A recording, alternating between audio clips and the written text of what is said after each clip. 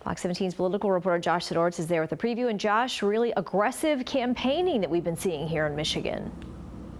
Yeah, Michelle, I think aggressive might be an understatement. I said last week it feels like our own version of March Madness here. It's been so wild with all of these candidates. Now, as you alluded to, the deal here tonight, unlike a debate format similar to what we saw in Flint last night, tonight it's going to be a town hall format for these Democrats. So you'll have a much smaller crowd. It'll be all local voters in that audience. Expect probably a much more civil discourse as well. And expect it to look more like a one-on-one interviews with both the candidates. They'll be taking questions from the audience as well. But of course, the Democrats not the only ones keeping busy here in the state. We've got less than 24 hours now before tomorrow's primary, and GOP candidates stumping just as hard, particularly Ohio Governor John Kasich.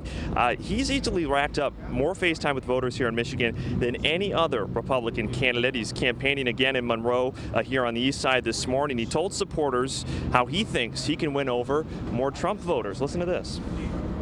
I've said all along that I think personal attacks against Donald Trump is not the way you win voters. You want to win a voter that likes Trump, you give them an answer that's real.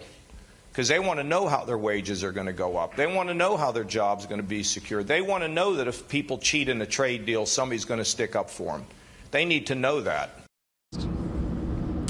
And Michelle, it looks like the mad campaigning for Kasich across the state, it appears to be paying off because, yes, while Trump continues, I think, to pretty much squash all the other candidates, leading by 10 points or more, some of the new polls out just today showing Kasich really closing the gap, neck and neck with Senator Ted Cruz. He is almost in a dead heat here among Michigan voters with the Texas senator, Michelle. And speaking of, where has he been? We haven't seen Ted Cruz that much.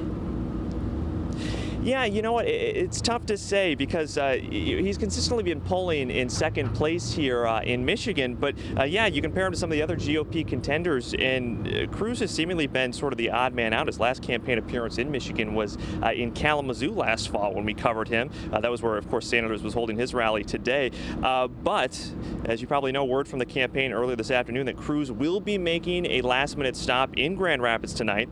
He's going to be at an Italian restaurant, Noto's Italian restaurant off 28th Street. So not a rally, Michelle, by any stretch of the imagination, but West Michigan is certainly friendly territory for him. It's the only region in the entire state where he is actually polling ahead of Donald Trump. Well, Michigan always gets a lot of attention, but Josh, it really seems like this time around, it's so much more.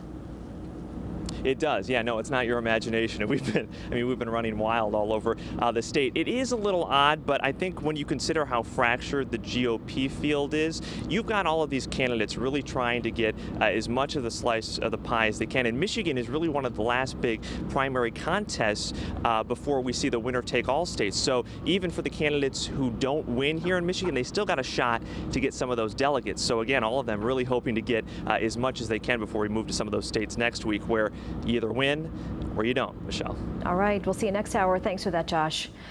And as we've been